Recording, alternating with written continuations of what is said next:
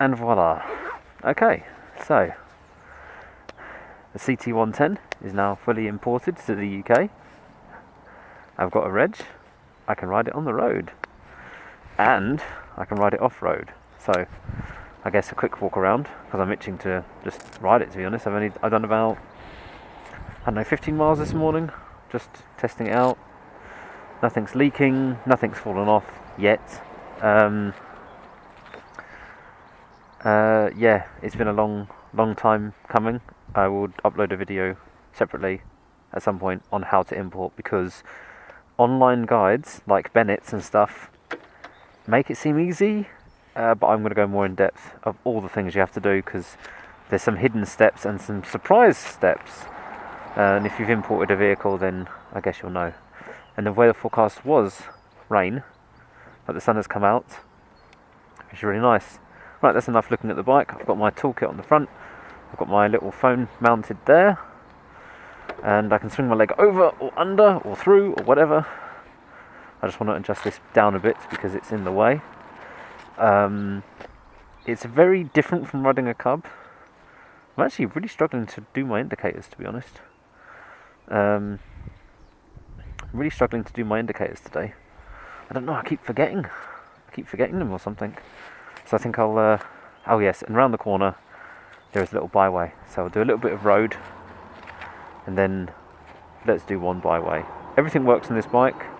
Horn, indicators, yeah, everything's working good so far. And I've got this key that I turn here for fun. The fuel's already on. I hope I've plumbed in the petrol tank the right way around. So on and reserve and all that stuff. And I mean, let's just have a little quick walk around actually, so I can show you the is it here? High and low, or low and high? What's that on? Okay, I'll put it on low. Yeah, rear lights all work, indicators, everything works. So good. That is working, is it? A bit dim, can't see it. Maybe if I rev the engine it gets a bit brighter. Yeah, it does. There's no battery, but I do have a capacitor. So after like a couple of minutes the capacitor charges, and then the horn works and everything. So yeah, let's go. Oh, let us go.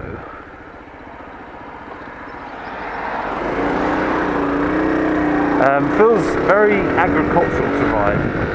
Agricultural? Like a farmer's. If a farmer was a biker, this is the bike he'd have. See, I don't know if you can see my indicator, because it is a bit dim, so I might have to stick a hand out. I must remember to stick a hand out when I can.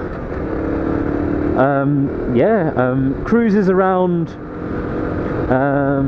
35 really comfortably, and then I haven't tested its top speed yet, but I've had it to 80 kilometers an hour, so I haven't worked that one out. Well, I'm going a bit fast actually. Let's slow down a bit. There we go. I've got these folding mirrors on here. Awesome. I think the only thing I don't like about this bike so far is that it doesn't have any weather protection. So whereas a cub you have the leg shield, this doesn't have any leg shield whatsoever. So it's, even though I'm not wearing biking trousers, I'm wearing Kevlar jeans and armour, but still bit chilly around the it could be a bit chilly around the old legs. So yeah, I'm out for a ride today. I'm gonna do a lot of riding today, I think, if as long as it lets me. But I do want to take it down one green lane because I couldn't help myself. So I just was like, you know what, I'll take it out to a little ride, and if I feel confident with it, and it seems to be idling happy. I had to change a couple of the jets in the carburettor, the main jet was it? Yeah, I've changed that because the other one was blocked, so it wasn't idling just right. This seems to be fine. Yeah, I mean, if you want to see the build series, go ahead. I'll probably put a playlist together so you can see all the build list, the build series on this bike. The biggest thing that took longest time was definitely using the import, but I'll do a separate video on that. Right, coming up to the little, it's only a short one, and it's an easy one as well. Start off with something easy, although it could be a bit muddy. And I'm not really wearing the best gear, so I'm not really super happy. Right, it's coming up to here somewhere. There it is. I mean, this bike is so quiet as well. I don't even know if it's running sometimes. And here we go. Oh, it's quite dry down to here today. Oh. Okay, I've got to get used to this. It's not... I've got a lot of air in the front tyre actually, so that's good, isn't it? Come on. That's good, isn't it? 2 seconds down the byway and I get a fly in the eye. Don't know what it is with me and flies in the eyes. Okay, I got it. God, let's ride with the helmet down then. But yeah, look, I was able to stop, didn't stall or anything. I've got a second gear chug on. Oh yeah, I mean, come on, this is quite easy. Although the front tyre is probably a bit overinflated, because I can feel it just skipping over rather than gripping. I've got like 25 psi in the front, so that's probably a bit too much. I think I dropped it down to 10 because it moves around a bit too much. But yeah, yeah, if I drop that down to 20 psi, I reckon that'd be fine. Plus, I'm not sure about this bag on the front because that's actually quite a bit of weight there. I might have to rejig that because it puts the bike at a weird angle or something. Right. Oh, let's, you know what, we've just done our first byway of the day. We'll have to take a picture, won't we? Okay, so I've got too much tyre pressure in the front, I think. But other than that, oh, it pulls well. It pulls well. So right, let's get a bit of a wiggle on. Let's see what we can do. Let's see what this bike can actually do. Oh man, I just don't know what to say about this bike. I'm just speechless. I'm just so happy. I'm just so happy with this bike right now. I mean, it might go wrong. It might all collapse in a minute. But at the moment, it's pulling well. I feel really happy with it, to be honest. Okay, it's a little bit slower than my other bikes, but hot damn is this bike cool.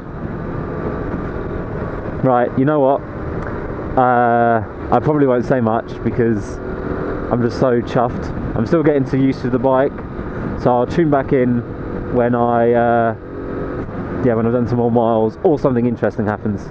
Now we're testing it for speed. Let's see how it is. Seems to be happy around 80 kilometers an hour, which is what, 40? No, 50? Around 40 or 50. I'm gonna say 40. I'm gonna say 50. Is 80 50? If 30 is 50 is 30. 50, 60, 70, 80. Divide that by. So that's 45. 80 is 45, yeah? Or 46 or something? Okay, so it seems happy at 45, which is standard cub thing. I have gone up a couple of long hills, and it doesn't like that, but that's pretty much standard for any cub. So, like the long hills or any steep hills, yeah, it doesn't like that at all. The engine starts to scream a bit now. It was just surpassing 80. A little bit twitchy on the front still, but not too bad. It's just, I think it's because of the bag, or it's because too much air in the front tyre. So that'll be a little experiment. And what I might do is I might take the bag off in a minute and put it on the rear rack, because this bike has a pretty damn big rear rack if you didn't notice. Or I might, you know, do something like that, or just put that thing in my backpack for now. Actually, yeah, I might just put it in my backpack. Got a backpack on just in case bits fell off the bike. I can pick them up and put them in my bag. So yeah, cruising lovely. Not keeping up with traffic, but not really a lot out today, luckily. not a lot behind me either. A car, but he's quite far away. So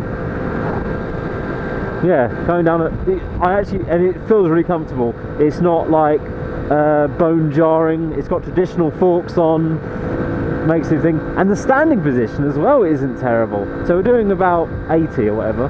Stand up just fine. It's actually quite a good stand. Actually, you know what? I accidentally just touched my leg on the exhaust. That was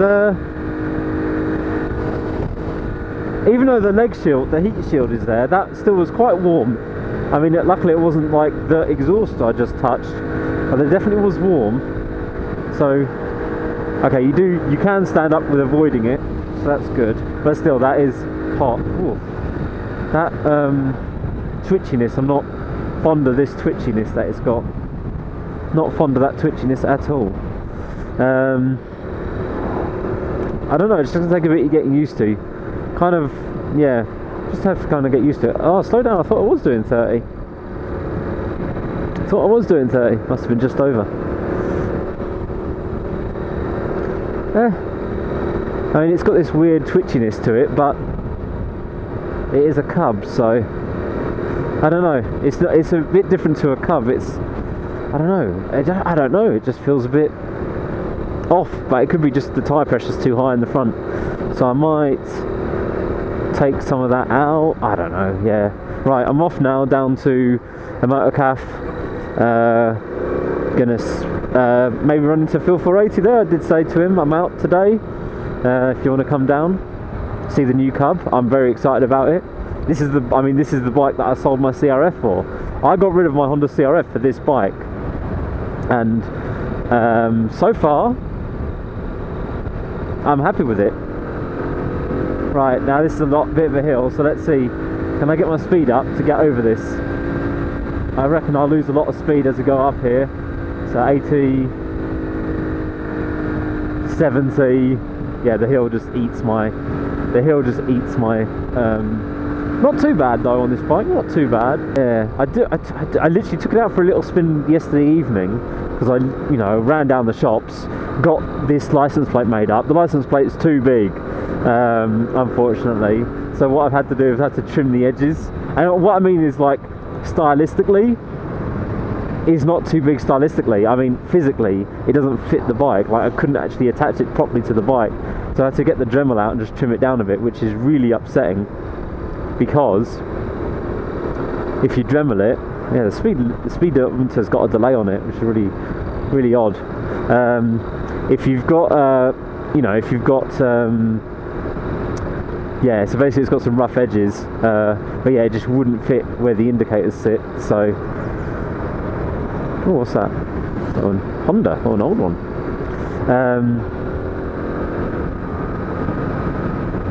So yeah, it just wasn't gonna fit. So I had to cut it all down. So it's got really rough on the edges, but whatever. I just wanted to get on the road. I will probably order a small black one. But the Japanese plates must be tiny, because where the original plate's meant to go, I couldn't even fit it in there at all. So I've literally zip tied it. I know, it's zip tied to the back of the bike for now. I need to work out some sort of bracket to make so I properly get it on there.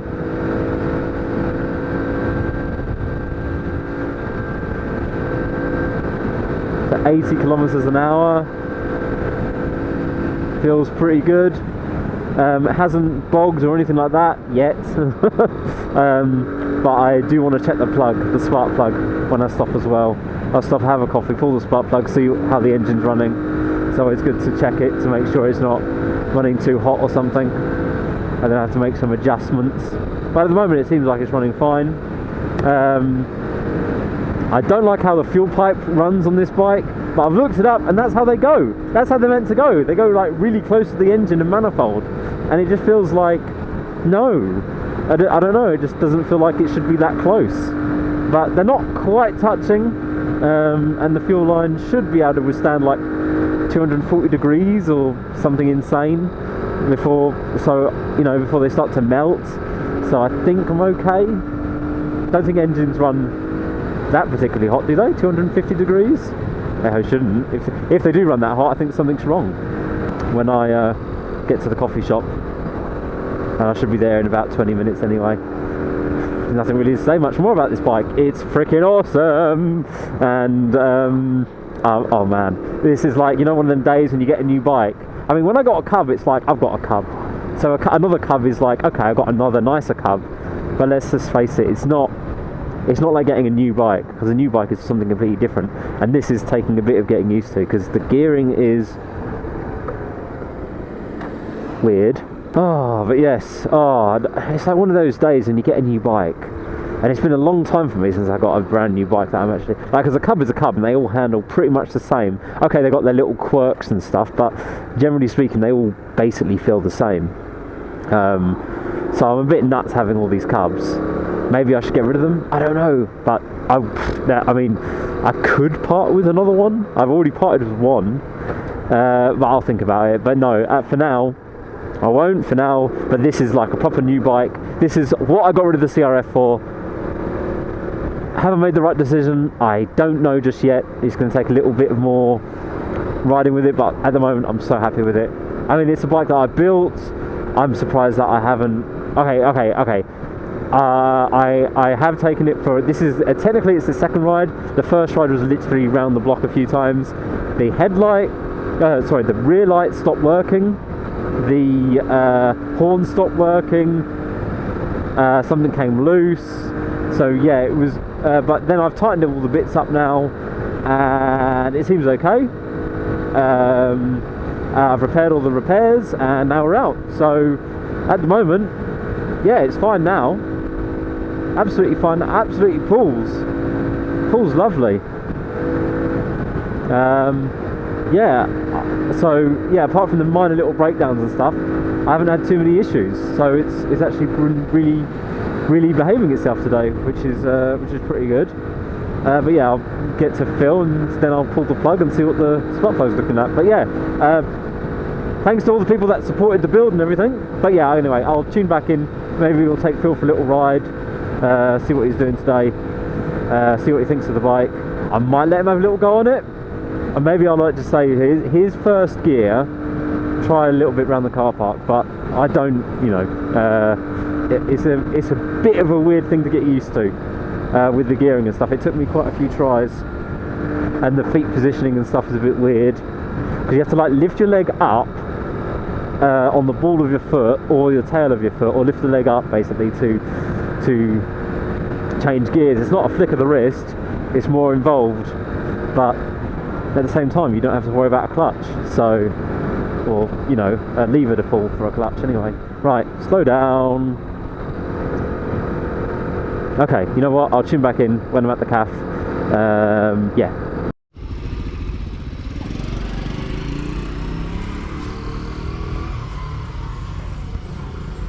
And I'm not getting that back anymore, am I? Well, I'm gonna have a free GPZ then. It's cool, isn't it? Is it twitchy? Not too bad. Okay. Might have fixed the twitchiness then. Yeah.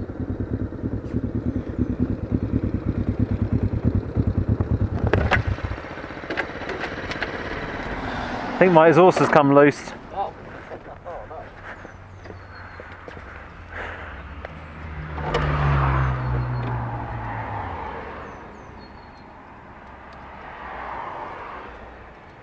Judging by the blackness around there, I think it has. Yeah.